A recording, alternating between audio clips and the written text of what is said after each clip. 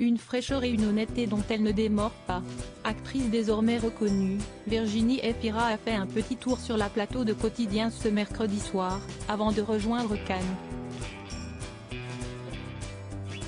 Et l'actrice, dont la carrière s'envole ces dernières années, n'a pas hésité à revenir sur les polémiques qui ont touché le cinéma français ces derniers mois, notamment lancées par ses collègues Adèle Haenel et Blanche Gardin.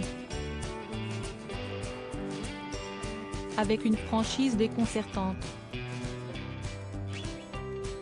Si est-il une bouffée d'air frais dans le cinéma français. À 46 ans, Virginie Efira voit sa carrière exploser depuis plusieurs années maintenant. À l'affiche d'une quinzaine de films en 3 ans, la jeune femme multiplie les projets dans le cinéma comme en dehors. Et certains l'ont mêlée sans le vouloir à une énorme polémique.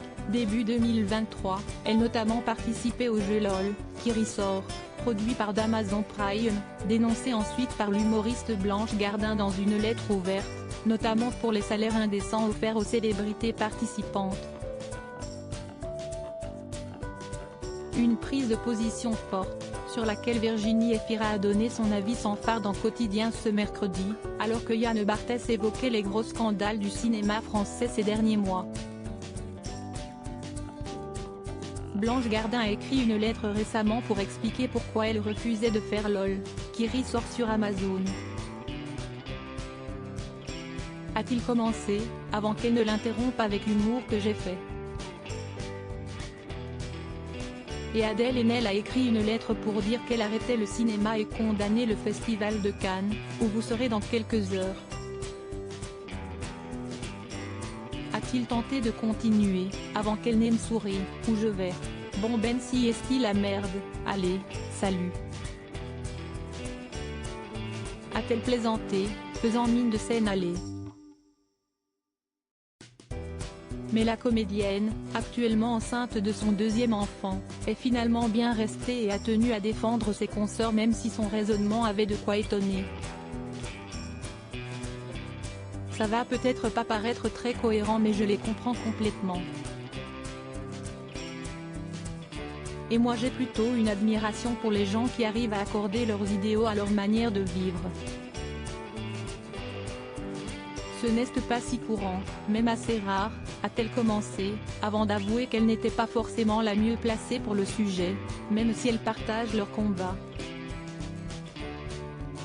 Après, moi, oui je vais à Cannes porter des robes sur un tapis rouge, ce n'est pas un programme super choquant pour une actrice mais est-ce que si est avec moi qu'on va faire la révolution? Pas sûr. Et pourtant, peut-être qu'on en a besoin, d'une révolution. Une révolution à laquelle elle pourrait participer? Comme souvent, Virginie Efira s'est montrée franche et pleine d'humour. Dans l'immédiat, ça semble compliqué, a-t-elle d'abord plaisanté en regardant son ventre bien rond. Et en assumant qu'elle n'a pas la vie parfaite en accord avec ses convictions, aller à Cannes, porter des robes si est quelque chose que je fais. Pareil quand j'ai lu la lettre de Blanche, je me suis dit qu'elle était 1000 fois plus marrante que moi, ce qui n'est pas compliqué, mais en plus elle a 1000 fois plus de vertus. Non, je n'aille pas refuser le salaire, est-ce que j'ai fait une utilisation ultra dégueulasse? Peut-être pas. Quelle est l'utilité pour moi, vu ma personnalité, de le proclamer? On a le droit d'avoir une diversité quoi. Virginie Efira utilise une autre manière d'exprimer ses idées, le cinéma.